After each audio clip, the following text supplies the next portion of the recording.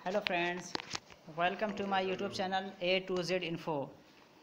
दोस्तों, आज हम डिस्कस करेंगे मौलाना आज़ाद नेशनल उर्दू यूनिवर्सिटी 2020 में जो आपका एंट्रेंस पेपर होगा उसका आज हमारा है वो 16वां है। जिस तरह कि आपको यहाँ डिस्प्ले पे दिख रहा है, कौन सा है? 16वां है। तो 16वें को आज हम सॉल्व करेंगे। सब्जेक्ट ये उर्दू है। स्पेशली वो बच्चे उन बच्चों के लिए ज़्यादा ये बेनिफिशियल है जो उर्दू से बीएड करना चाहते हैं। अदरवाइज़ जो जनरल के बच्चे हैं उनके लिए भी ये क्वेश्चन काफ़ी बेनिफिट है। चूँकि मैं अपना जो सेक्शन चेंज करने वाला था, टीचिंग मेंटल एबिलिटी के जानिब जाने वाला था, लेकिन दोस्तों का कमेंट है कि सर अभी उर्दू के क्वेश्चंस और कराइए, तो मैं इसी वजह से फिर इसको 15 क्वेश्चंस लेकर आया हूँ ताकि आपकी प्रिपरेशन अच्छी हो सके। तो ये 16वां पार्ट है, 15 क्वेश्चंस। और प्रीवियस पेपर भी हम सॉल्व कर चुके हैं। थोड़ा सा इश्यू है जिसकी वजह से डिस्प्ले नहीं हो पा रहा है कि आप लोग कितने हमारे यहाँ लाइव हैं। तो चलिए क्वेश्चन स्टार्ट करते हैं और आप लोग आंसर करने की कोशिश कीजिएगा ताकि पता चले कि आप लोग की तैयारी कैसी चल रही है। तो चलिए क्वेश्चन स्टार्ट करते हैं। क्वेश्चन नंबर 1 में कहा जा रहा है,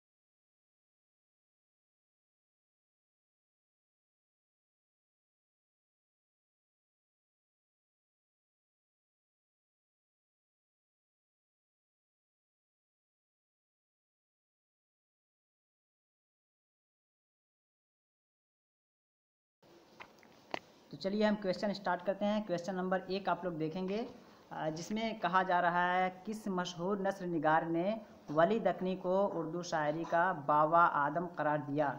क्या कहा जा रहा है कि किस मशहूर नस्र निगार, नस्र लिखने वालों में से कौन से ऐसे शख्स हैं जिन्होंने वली दक्नी को उर्दू शायरी का बावा आदम कहा। ये काफ़ी पूछा जाने वाला क्वेश्चन है कि बावा आदम वली दक्नी को। तो आपके ऑप्शंस यहाँ पे जो दिखेंगे वो यहाँ पे हैं। ऑप्शन देख के आप लोग आंसर करने की कोशिश ज़रूर कीजिएगा। ऑप्शन 1 में कहा जा रहा है कि मौलाना शिबली, और यहाँ पे 2 में कहा जा रहा है कि मौलाना हाली, और 3 में कहा जा रहा है मोहम्मद हुसैन आज़ाद, या फिर 4 में कहा जा रहा है सर सैयद अहमद ख़ान। तो क्या होगा इसका सही जवाब? इसका सही जवाब क्या होगा? तो चलिए इसके सही जवाब पे जाने में अगर हम रुख करते हैं तो ऑप्शन सी जो है यानी 3 मोहम्मद हुसैन आज़ाद इसका बिल्कुल करेक्ट आंसर हो जाएगा कि मोहम्मद हुसैन आज़ाद ने कहा कि वली दक्नी को उर्दू शायरी का बाबा आदम करार दिया था। चलिए सेकंड नंबर क्वेश्चन देखते हैं। सेकंड नंबर में कहा जा रहा है ये शेर किस शायर का है? ठीक है, ज़मीने चमन गुल खिलाती है क्या क्या, बदलता है रंग आसमां कैसे कैसे। ये शेर किसका है, इसके बारे में बताना है कि इस शेर के राइटर कौन है। आपके ऑप्शंस यहाँ पे हैं मीर तकी मीर, या फिर आतिश, नासिख, वली दक्नी। तो इसका सही जवाब क्या होगा? ज़मीने चमन गुल खिलाती है क्या क्या, बदलता है रंग आसमां कैसे कैसे।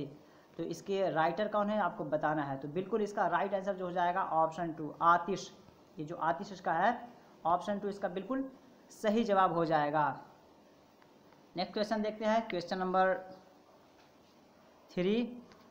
क्वेश्चन नंबर 3 में कहा जा रहा है तसनीफ़ दरियाए लताफ़त किस मौजू पर तहरीर की गई है। ठीक है, दरियाए लताफ़त एक किताब है। ठीक है, दरियाए लताफ़त एक किताब है। किस टॉपिक या किस मौजू पे ये किताब लिखी गई है उसके बारे में आपको बताना है। उर्दू शायरी है, ये उर्दू नस्र पे है, उर्दू कवायद है या उर्दू अदब है? तो क्या है ये? उर्दू पोइट्री पे है या उर्दू कह सकते हैं कि नस्र स्टोरी पे है या उर्दू ग्रामर पे है या उर्दू लिटरेचर पे है? तो दरियाए लताफ़त क्या है कि किस मौजू की ये किताब है, आपको ये बताना है। तो दरियाए लताफ़त काफ़ी एग्ज़ाम में पूछे जाने वाला किताब है क्योंकि इसका ताल्लुक ग्रामर से है। किससे है? ग्रामर से है। तो सवाल नंबर 3 का क्या होगा? ऑप्शन 3 इसका बिल्कुल करेक्ट हो जाएगा कि दरियाए लताफ़त जो है एक तरह का उर्दू कवायद किताब है। तो ऑप्शन 3 इसका बिल्कुल सही जवाब हो जाएगा। नेक्स्ट क्वेश्चन देखते हैं, क्वेश्चन नंबर 4। क्वेश्चन नंबर 4 में कहा जा रहा है कि रानी केतकी की कहानी किस सिन्फ से ताल्लुक़ रखता है? रानी केतकी की कहानी किस सिन्फ से ताल्लुक़ रखता है? सिन्फ कह सकते हैं कि ये ब्रांच, जो ब्रांच होता है, शाख होता है, कि वो किस ब्रांच का है, किस शाख का है। रानी केतकी की कहानी क्या वो दास्तान है? ऑप्शन 1 में कहा जा रहा है, या नॉवेल है, मुख्तसर अफसाना है या ड्रामा है? तो 4 का सही क्या होगा? सवाल नंबर 4 का सही ऑप्शन क्या होगा? तो बिल्कुल सवाल नंबर 4 का जो होगा वो मुख्तसर अफसाना। क्या है? मुख्तसर अफसाना, यानी ये रानी केतकी की कहानी ये मुख्तसर अफसाना है, सिन्फ़े मुख्तसर अफसाना से ये ताल्लुक़ रखता है। तो सवाल नंबर 4 का ऑप्शन 3 बिल्कुल इसका सही जवाब हो जाएगा। नेक्स्ट क्वेश्चन देखते हैं, सवाल नंबर 5। सवाल नंबर 5 में क्या कहा जा रहा है? सवाल नंबर 5 में कहा जा रहा है इब्नुल वक्त किसका नावल है, ये बताना है। आपके ऑप्शंस यहाँ पे हैं। 1 में कहा जा रहा है डिप्टी नज़ीर अहमद, 2 में प्रेमचंद, या 3 में प्रोफेसर मोहम्मद हुसैन, या फिर 4 में कहा जा रहा है कि फ़रहतुल्लाह, यानी फ़रहतुल्लाह बेग। तो क्या होगा इन चारों में इसका सही जवाब? सवाल नंबर 5 का सही क्या होगा? सवाल नंबर 5 का अगर देखते हैं कि इब्नुल वक्त किसका नावल है, ये नावल है और ये आपका है डिप्टी नज़ीर अहमद। किनका है? डिप्टी नज़ीर अहमद। तो डिप्टी नज़ीर अहमद यहाँ पे बिल्कुल सही जवाब हो जाएगा। तो दोस्तों पहली बार चैनल पे आए हैं और मानू की प्रिपरेशन करना चाहते हैं तो मानू से रिलेटेड बहुत सारा कंटेंट्स प्रीवियस ईयर्स के पेपर्स से मैंने सॉल्व कर दिए हैं ताकि आपकी तैयारी अच्छी हो सके, क्योंकि मानू के कंटेंट्स बहुत मतलब इनलेस क्वांटिटी में अवेलेबल है। तो उन्हीं तमाम बातों को मद्देनज़र रखते हुए मैंने ये चैनल बनाया है ताकि आपको कंटेंट प्रोवाइड करवाया जा सके। ठीक है, तो इसे आप कंटिन्यू एक्सेस करने की कोशिश करें। अगर अभी तक आप नहीं देखे हैं तो 15 पार्ट्स को देखें, इंक्लूडिंग 16 पार्ट को भी देख लें। उसके बाद अगर कोई डाउट हो तो कमेंट बॉक्स में आप डाउट को ज़रूर डालिएगा। ठीक है, तो आपके उस आंसर को हम क्वेश्चन को फिर आंसर करने की इंशाल्लाह कोशिश करेंगे। तो क्वेश्चन नंबर 5 का सही जवाब क्या हो जाएगा? क्वेश्चन नंबर 5 का जो सही जवाब हो जाएगा option 1 is the correct answer. ठीक है, डिप्टी नज़ीर अहमद। तो डिप्टी नज़ीर अहमद जो है इब्नुल वक्त नावल के राइटर कह सकते हैं। ठीक है, देखिए मानू का बड़ा मसला क्वेश्चन है। काफ़ी बच्चों का क्वेश्चन आता है कि सर ये जो क्वेश्चन बनता है मानू का वो किस टाइप का बनता है। तो ये लैंग्वेज एक तरह का मैटर करता है बहुत ज़्यादा इसमें।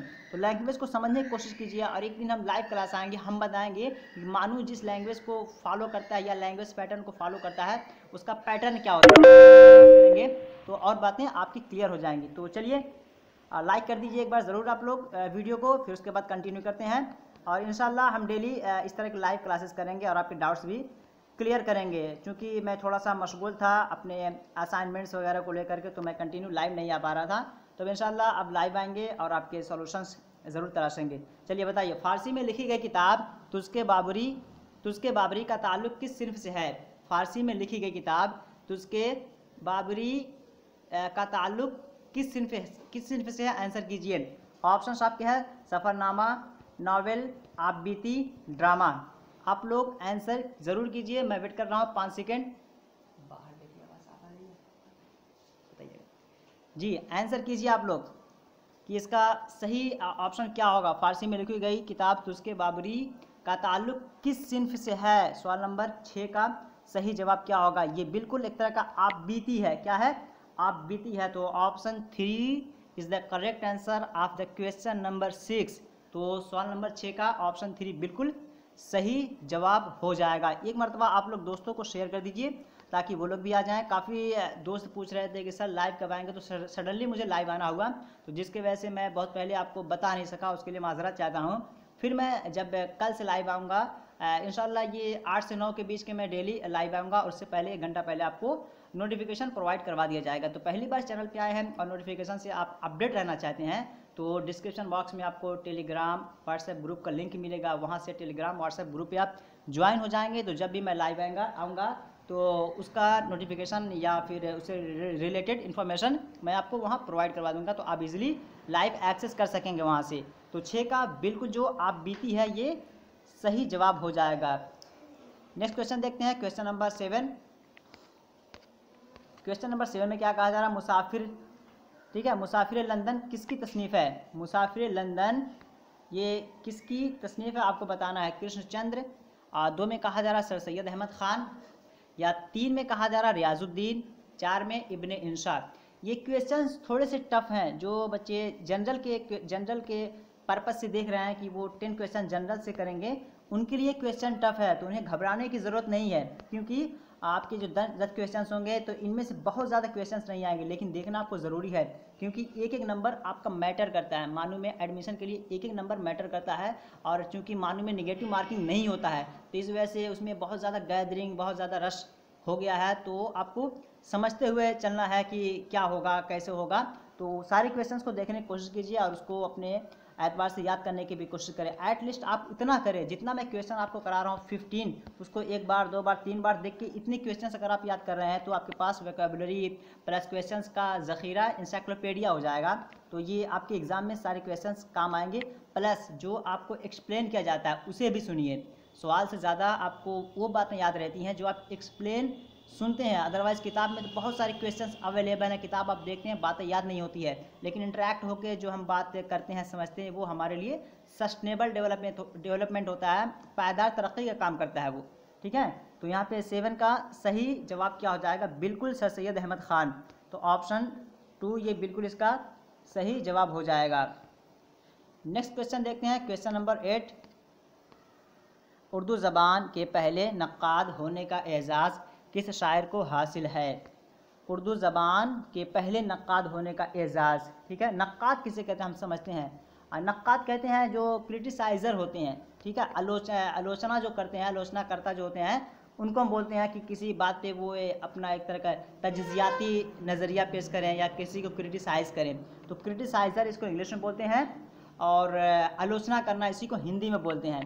तो एजाज़ कहते हैं कि एक तरह का उनको लेबल दे देना, ठीक है, यानी उनको एक अजीम नक्काद मान लेना, या मतलब ग्रेट है उनको क्रिटिसाइज़र मानना। तो ये कुछ वर्ड्स होते हैं जो समझने की ज़रूरत होती है, ठीक है, उर्दू में। अदरवाइज़ सवाल काफ़ी आसान होते हैं, 1-2 वर्ड होते हैं जो आपको फंसा देते हैं। तो नक्काद समझने की ज़रूरत है, एजाज़ समझने की ज़रूरत है। तो आई होप कि आप इसे समझ गए होंगे। तो आंसर करने की कोशिश कीजिए कि उर्दू ज़बान के पहले नक्काद होने का एजाज़ किस शायर को हासिल है। जी, तो आप लोग आंसर जो कर रहे हैं तो क्वेश्चन नंबर डाल के प्लीज़ आंसर करें, तो आसानी होगी मुझे देखने में कि आप लोग आंसर क्या कर रहे हैं। जी, तो 4 लोग ज्वाइन हो चुके हैं, तो और लोगों को शेयर कीजिए, और फिर इंशाल्लाह कंटिन्यू हम ह्यूज कंपनी में कल से काम करेंगे, तो काफ़ी लोग होंगे और अच्छा इंटरेक्शन बनेगा कल से। तो इसमें उर्दू ज़बान के पहले नक्काद होने का एजाज़ किस शायर को हासिल है? ऑप्शन आपके 1 में है मीर तकी मीर, 2 में है कुली कुतुब शाह, 3 में है मिर्ज़ा मोहम्मद रफ़ी सौदा, या फिर 4 में है मसहफ़ी। तो 8 का सही जवाब क्या होगा? 8 का सही जवाब क्या होगा आपको बताना है। जी, सही है बिल्कुल। इसका जो 8 का जो सही जवाब होगा वो ऑप्शन 1 इसका बिल्कुल सही हो जाएगा, मीर तकी मीर। जी, कुछ लोग आंसर भी कर रहे हैं, और जो लोग नहीं कर रहे हैं उनसे मेरी गुजारिश है कि वो लोग भी करें, ठीक है। अगर आप करेंगे तो एक तरह का इंसान जब गलती करता है तो गलती करने के बाद जो सीखता है वो एकदम लाइफ लॉन्ग होता है। अगर आप किसी क्वेश्चन का आंसर गलत कर रहे हैं, फिर वो आपको बताया जाता है सही है, तो वो आप उसे पूरी लाइफ में नहीं बोलते हैं। तो आप आंसर कीजिए, इधर इट वुड बी राइट और रॉन्ग, इट डजेंट मैटर। आप क्या कर रहे हैं, गलत या आंसर, ये मायना नहीं रखता है, लेकिन आप आंसर करेंगे तो वो आपके लिए सस्टेनेबल डेवलपमेंट की तरह काम करेगा। तो बिल्कुल 8 का जो सही होगा मीर तकी मीर, तो ऑप्शन 1 इसका सही हो जाएगा। नेक्स्ट क्वेश्चन देखते हैं, इंशाइया के मौजिद कौन कहलाते हैं? इंशाइया के मौजिद कौन कहलाते हैं? मैं अपने प्रीवियस क्वेश्चन से जितना कराया था तो उसमें मैं काफ़ी क्रिटिकल व्यू पेश किया था, ठीक है। उसमें मैं ये बताया था कि आप उर्दू के पेपर देने जा रहे हैं तो उसमें पूछ लेगा आपको कि फोर्ट विलियम कॉलेज कब बनाया गया, ठीक है, फोर्ट विलियम कॉलेज कहाँ बनाया गया। तो काफ़ी दोस्तों के कमेंट्स आए, सर ये तो उर्दू का पोर्शन नहीं है। तो मैं उनसे बोला कि देखिए, उर्दू का जब कभी भी कहीं से, जी काफ़ी लोग माशाल्लाह तादाद में इजाफा हो रही है, 7 लोग हो गए हैं। जी आप लोग और शेयर कीजिए दोस्तों को। अभी हम थोड़ा सा डिस्कस करेंगे 5 मिनट 4 मिनट लास्ट में, अगर कुछ डाउट है तो उसके हवाले से आप लोग पूछिएगा और फिर आगे बढ़ाएंगे। हाँ, तो हम बात कर रहे थे उर्दू में जितने भी क्वेश्चंस बनते हैं आपके, तो वो जहाँ कहीं भी उर्दू से रिलेटेड काम हुआ है, चाहे वो आपका कॉलेज हो, चाहे वो अंग्रेज़ के ज़माने में हो, चाहे वो आपके हिंदुस्तान के तारीख़ में हो, ठीक है, चाहे वो आपके कह सकते हैं कि ये जो हमारे नफ्सियात में है या सियासियात में है, जहाँ कहीं भी उर्दू का नाम है वहाँ से पूछा जाएगा। पूछ लेगा कि उर्दू ज़बान को आईन हिंद में किस दफ़ा के तहत डाला गया, तो आप कहेंगे सर ये तो पॉलिटिकल साइंस का है। तो ये चीज़ आप दिमाग में रखिए कि उर्दू का जहाँ कहीं भी कॉन्सेप्ट आएगा, उर्दू से प्रमोशन से रिलेटेड बातें होंगी, वहाँ से क्वेश्चंस बनेंगे। ये आप दिमाग में रखिए। मेरे जितने प्रीवियस वीडियोस आप देखेंगे तो उसमें इन तमाम बातों को ध्यान में रखते हुए मैं जिक्र किया हूँ। तो चलिए क्वेश्चन इसका इंशाइया के। वालेकुम अस्सलाम तरन्नुम जहाँ जी। मैं एक मरतबा नाम पढ़ दूँ आप लोगों के, एमडी तनवीर अहमद, नज्म नकीब और फिर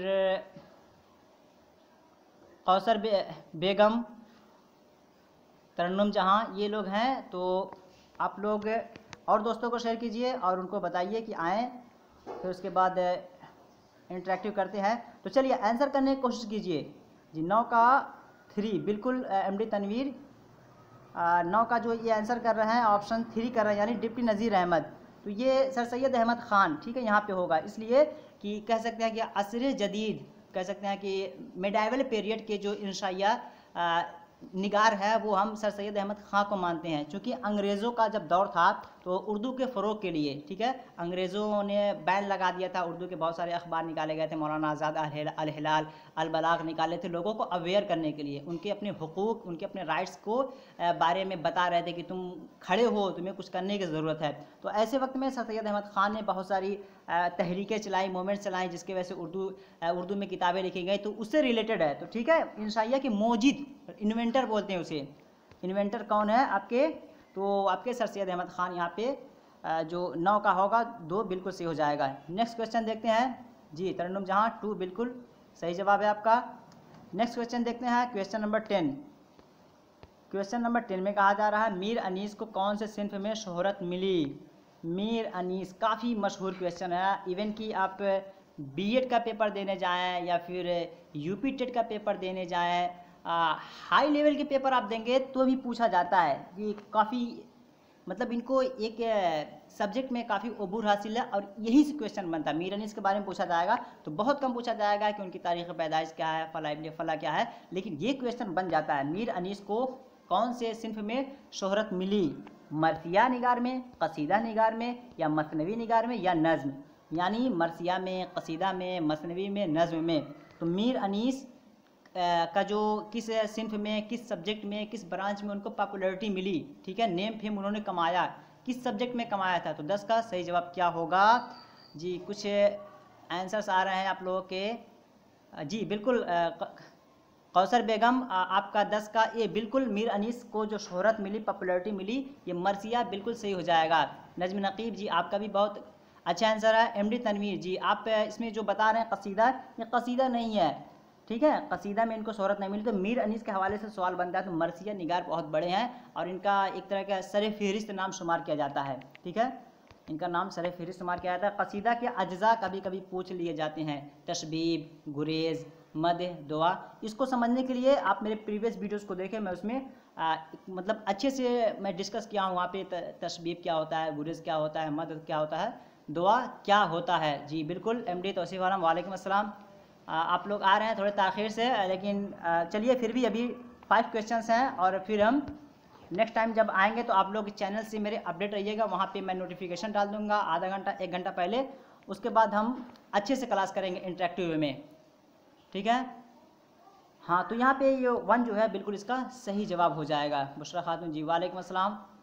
एमडी फुरकान अस्सलाम वालेकुम सर जी। वालेकुम अस्सलाम जी। तादाद में इजाफा हो रही है जी, आप लोग इजाफा कीजिए। और तो यहाँ पे 10 का ऑप्शन 1 जो है बिल्कुल सही जवाब हो जाएगा। क्वेश्चन नंबर 11 देखते हैं। किस नावल को उर्दू का पहला नावल करार दिया जाता है?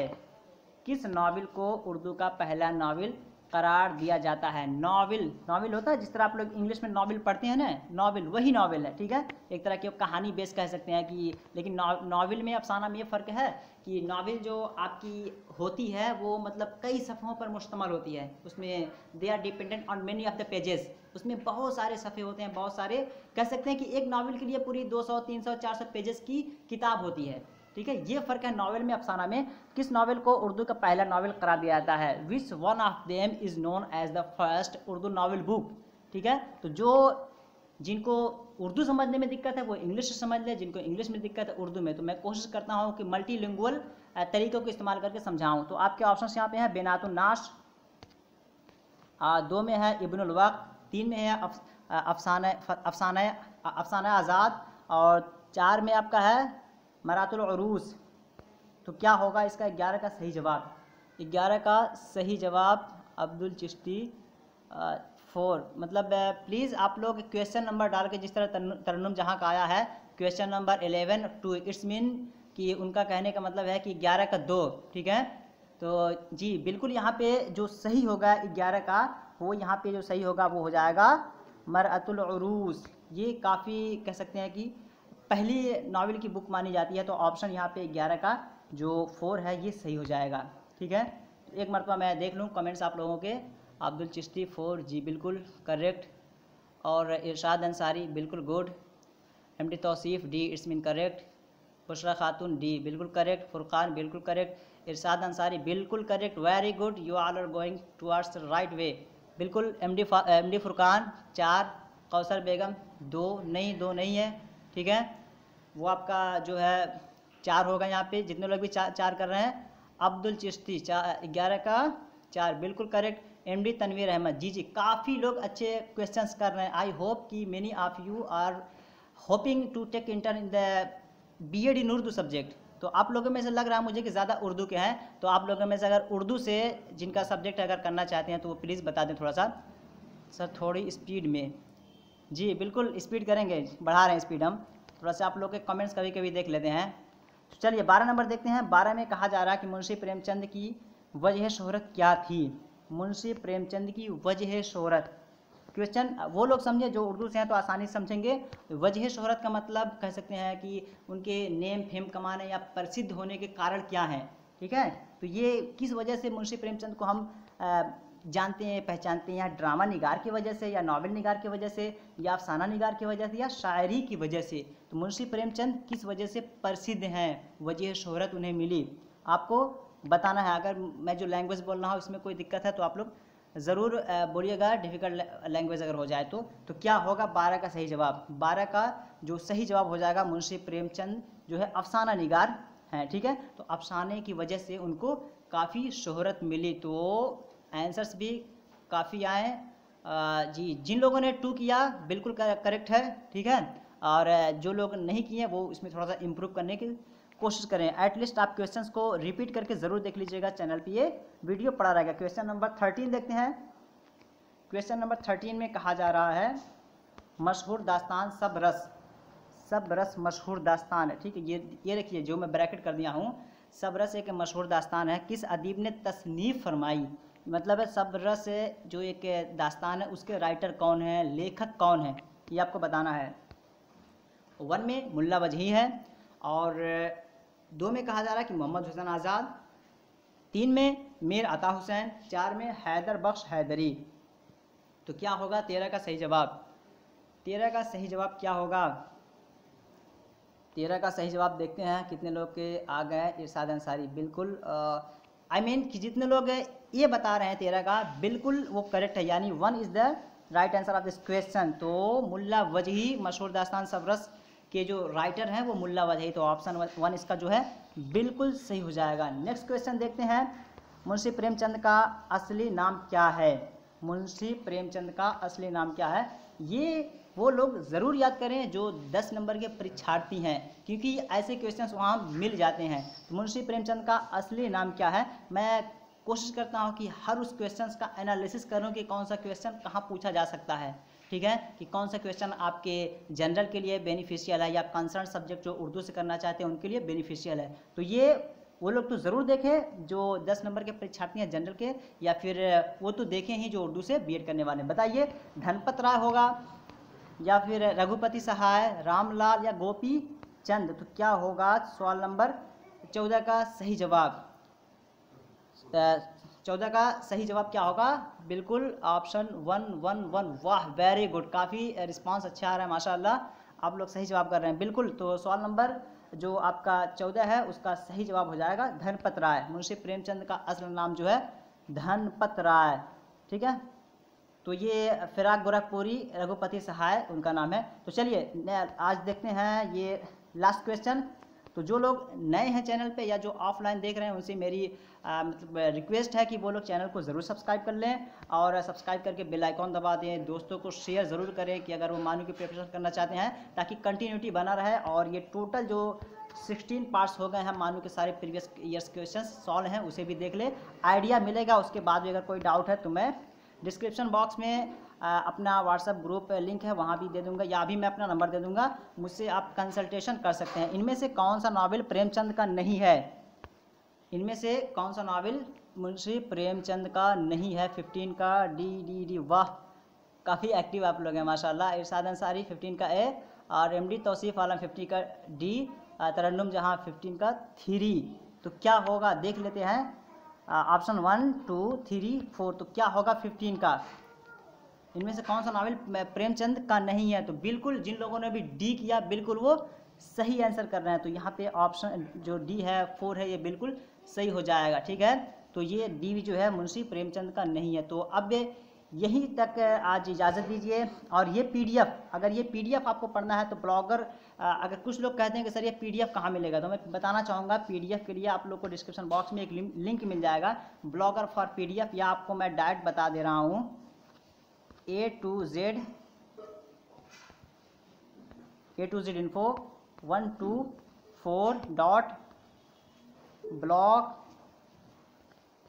blogspot, सुन लीजिए, A to Z info 124 dot blogspot.com। यहाँ पे जाके आप लोग पीडीएफ पढ़ सकते हैं, आपको वहाँ पीडीएफ मिल जाएगा और प्रीवियस ईयर्स के भी पीडीएफ मिल जाएंगे, वहाँ सारे क्वेश्चंस को आप पढ़ सकते हैं। इसके अलावा भी कोई डाउट है तो आप मुझे कांटेक्ट कर सकते हैं। मेरा कांटेक्ट नंबर 9839742161, 9839742161, ये मेरा कांटेक्ट नंबर है। आप इस पर व्हाट्सअप कर सकते हैं, और अगर किसी लिंक को पाने में आपको दिक्कत हो रही तो मैं लिंक आपको प्रोवाइड करवा दूंगा। तो दीजिए इजाज़त, या अगर कुछ क्वेरी हो तो आप लोग पूछ सकते हैं। आवाज़ बहुत कम है सर। बुशरा खातून, सर आपसे रिक्वेस्ट है कि पीडीएफ में क्वेश्चन आंसर के साथ हो।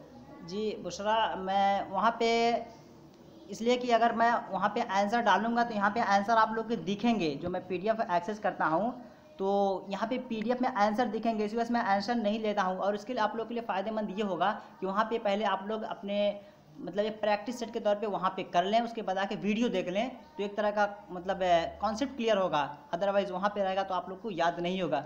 मैं भी जब 2018 में प्रिपरेशन कर रहा था मानू का, तो मैं भी यही तरीका अपनाया था कि पहले क्वेश्चन को जो सॉल्व करूँ आंसर समेत, ठीक है, विद आंसर, लेकिन वो ज़्यादा फ़ायदेमंद नहीं है। तो तरीका ये अच्छा होगा कि अगर बगैर क्वेश्चन को आप आंसर किए हुए कर रहे हैं तो अच्छा होगा। मेरा भी स्ट्रेटजी था, चूँकि मैं भी मानू ही से बीएड कर रहा हूँ, 2018 में मैं एडमिशन लिया हूँ और उर्दू से मैं बीएड परसू कर रहा हूँ, तो मेरा भी स्ट्रेटजी कुछ ऐसे ही था। इसी वजह से मैं अपने स्ट्रेटजी को पैटर्नाइज करता हूँ, लोगों को बताता हूँ। तो अगर इस पर अमल करें तो ठीक है, अदरवाइज़ मैं वहाँ वीडियो का लिंक भी अवेलेबल करवा देता हूँ, वहाँ से भी आप आंसर देख सकते हैं। और क्वेश्चन, जी सर बहुत बहुत शुक्रिया। आवाज़ बहुत कम है जी। तौसीफ आलम जी, हम थोड़ा सा इम्प्रूव करेंगे इंशाल्लाह कल। हम तो हमारे पास थोड़ा सा आज हेडफोन जो था वो नहीं था, जिसकी वजह से थोड़ा सा दिक्कत हुई है। अनुवादक इरशाद अंसारी अनुवादक सहायक का है सर। हाँ, तो अनुवादक का अभी उससे रिलेटेड हम बाद में बात करेंगे, आंसर ना डालिएगा। एंडी तौसीफ आलम जी, मुझे लग रहा है कि ये बेनिफिशियल है, क्योंकि मैं मानू से परसू कर रहा हूँ बीएड, मुझे आइडिया है कि क्वेश्चंस कैसे आते हैं, ठीक है। इस वजह से मैं आप लोग को सजेस्ट करूंगा ये आपके लिए अच्छा होगा। ऐसा नहीं कि मैं बस ऐसे ही बोल रहा हूँ, मैं मानू में 2018 में क्रैक करके कैसे आया हूँ वो मुझे। चलिए इजाज़त दीजिए, लंबी वीडियो हो जाएगी। बेड इंटरेस्ट, थैंक्स सर जी, इजाज़त दीजिए, फिर मिलते हैं। आप लोग जुड़िएगा हमारे ग्रुप से, हम इन्फॉर्मेशन आपको वहाँ प्रोवाइड करवा देंगे। तो जी दीजिए इजाज़त, फिर मिलते हैं नेक्स्ट वीडियो में। तब तक के लिए have a nice day, have a good day, that's all.